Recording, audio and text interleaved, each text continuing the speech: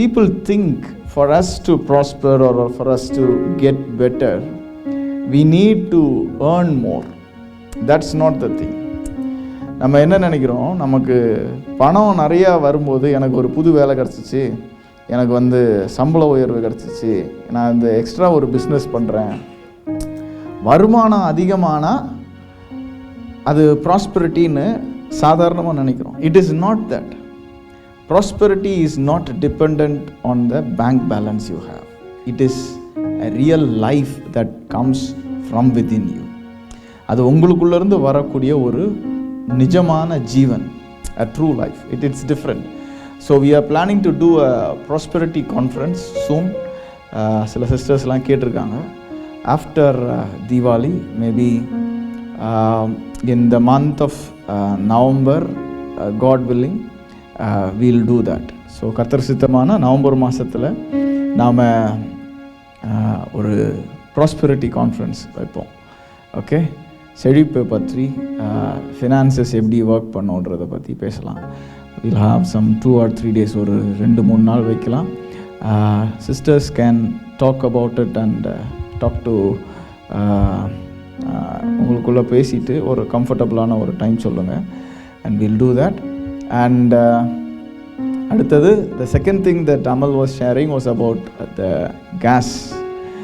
அதாவது he had a dream where the gas was leaking, and since the day he was expecting when will it happen. அதாவது dream வந்திருக்கு, கனவு என்னது, gas leak ஆகிற மாதிரி. அப்போது கேஸ் லீக் ஆகிற மாதிரி கனவு வந்ததுலேருந்து என்னைக்கு இது நடக்கும் அப்படின்னு என்ன பண்ணாராம், பார்த்துட்டே இருந்தார். So God, we have dreams and visions not so that it is going to happen.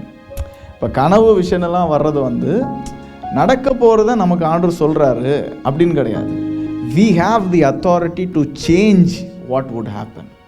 நமக்கு நடக்க போகிற காரியத்தை மாற்றுறதுக்கான அதிகாரத்தை என்ன பண்ணிருக்காரு, கொடுத்துருக்காரு. So when you have a dream or something, it is not you think, okay, it is going to come, how do I handle it? No. When you don't want to accept it, you resist it, you tell it to go, leave, and it goes and it leaves. Right? இப்போ கனவு சொப்பனம்லாம் அப்படிதான்.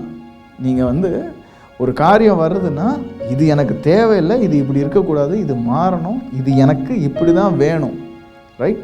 So suppose because you have seen something, you are not a prophet and you have foreseen. And even if you are a prophet, God tells you so that you can change it. If you cannot change the bad into good, you are not a prophet.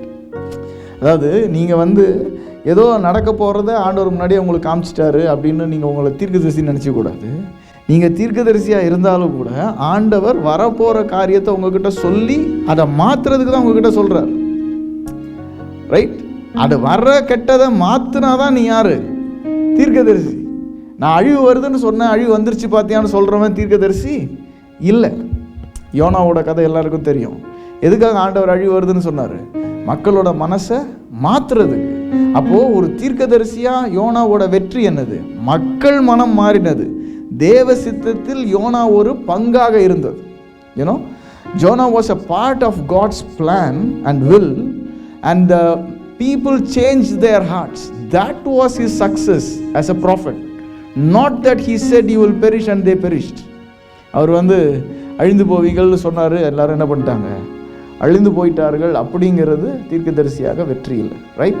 So when you get something, when you foresee certain things, you command, you speak, it will not happen.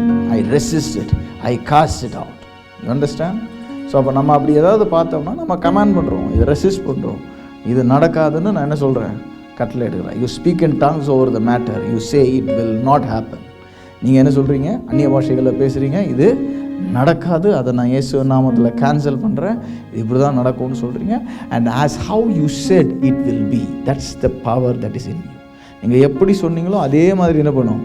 நடக்கும். அதுதான் நமக்குள்ளே இருக்கிற வல்லமை. ஹல்லேலூயா. Right. கர்த்தர் நல்லவர்.